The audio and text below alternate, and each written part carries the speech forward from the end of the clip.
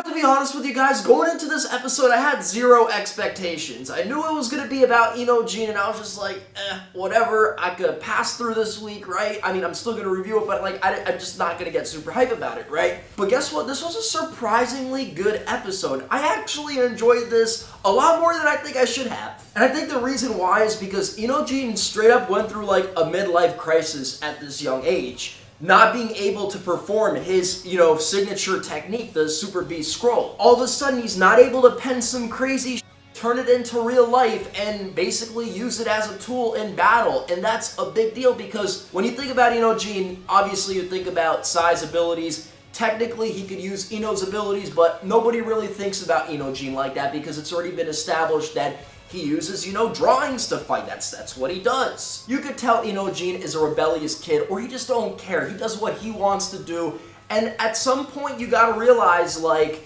that could have a negative effect on your child. If you're letting your child do whatever at any age, you're kind of spoiling him. But by the end of the episode, you get another perspective. It all comes together full circle, and you realize, maybe you personally, if you have a kid, won't raise that kid like Sai's raising his kid, being kind of distant, letting the kid figure out, things on his own. Maybe because Sai has high expectations of Ino-Gene, like he addressed at the end of the episode when he pulled out his favorite drawing.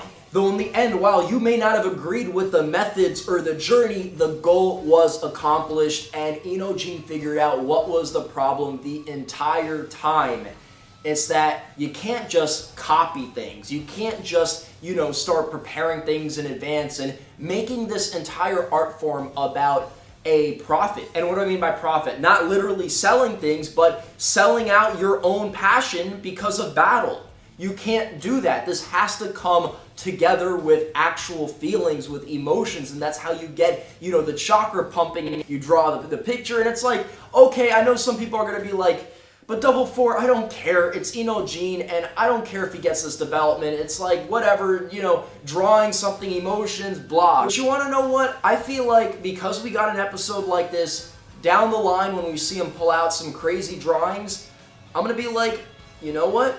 We had this development. He realized early on that there aren't any shortcuts, and he's going to profit from that in the end because of it. So, to be honest with you, that's what I liked about this episode. Ino-Gene learned a lesson, and it wasn't that bad of an episode. It was actually pretty entertaining, and the reason I liked it a lot is because I had, again, zero expectations going into this week's episode. I mean, I was not excited at all for this week, guys. And dang, they made things really dramatic at the end with Himawari's drawing, like, about to be finished, like, forever, about to be history. I'm like, you can't hype me up this way. I like the scene, man. I love Ino-Gene coming through at the last second, basically catching that picture before it's finished. But it's still like, listen, man, if Himawari's picture takes an L, is that really going to be that big of a deal? Like, think about it, honestly.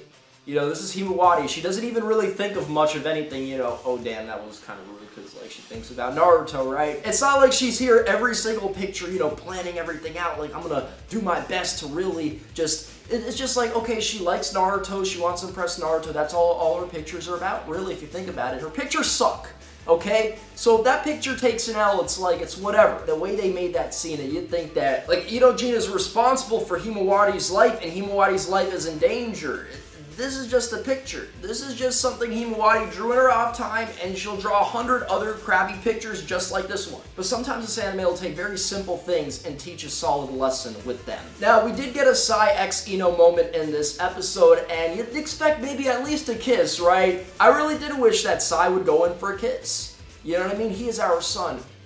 Or something like that. But no, we didn't get anything like that. It's just, Sai getting close to Ino makes Ino blush, and she just there can't contain herself because what it really is, and let me tell you this right now, Sai is the Sai dude.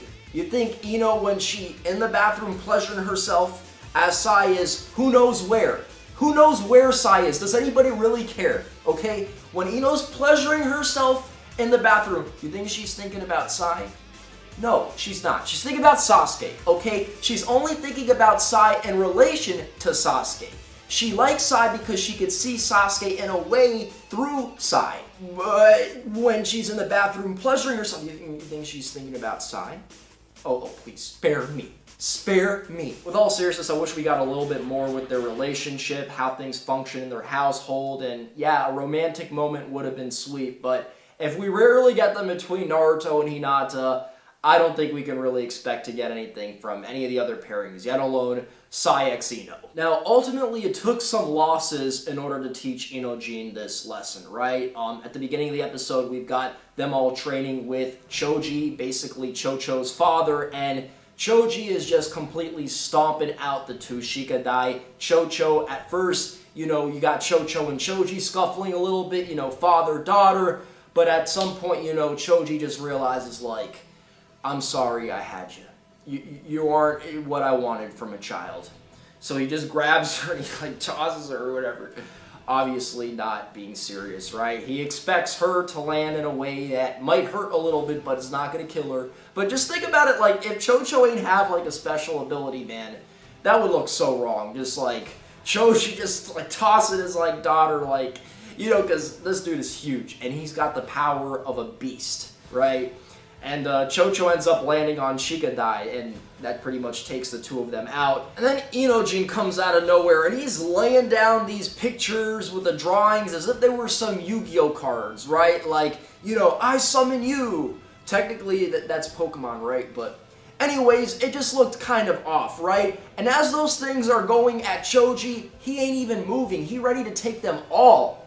It all just breaks apart into ink and it starts splattering all over his face, and it's just it looks so pathetic. And we get some actual practice matches later on in the episode, and the new Inoshika-Cho goes at Denki, Iwabe, and Medley, right? So they must have it in the bag because these are three characters that were built to work together, literally, right? Whereas Denki, throw Denki out of the way, Iwabe, big power player. I mean, he might be able to take all three on. That's actually, over-exaggerating a bit. Anyways, Inoshika-Cho, they are definitely the favorites in the match, right? We've got Inojin using mind transfer technique, getting Iwabe temporarily, but then ultimately it fails, and as a result of him just sucking, you got Medley landing a blow, and the fight is over. So dude can't draw. He thought he'd rebel and go to the other side, the Yamanaka side, and learn the mind transfer technique. That doesn't work, and he gets bopped by Medley.